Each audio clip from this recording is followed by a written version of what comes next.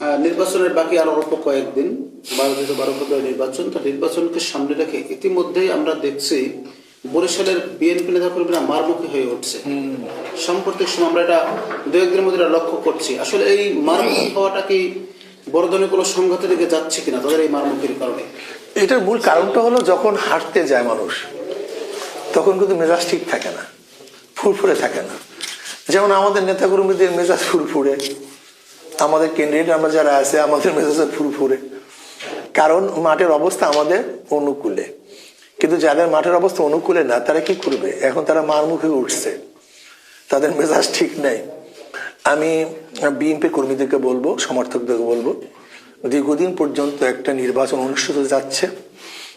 বিগত দিনে আওয়ামী লীগ ভালো নির্বাচন উপহার দেয় নাই বিধায়ী তো আমরা সম্মিলিতভাবে তাদের বিরুদ্ধে আন্দোলন সংগ্রাম করেছি। যদি আমরাও যারা এখন আসি আন্দোলন শরিক ছিলাম, তারা যদি সুষ্ঠু সুন্দর নির্বাচন উপহার না দেই, তাহলে জাতির কাছে ব্যাড নিউজ যাবে, মেসেজটা খারাপ। তুমি কেন আগে তাহলে আন্দোলন করছে, কেন আগে সংগ্রাম করেছিল?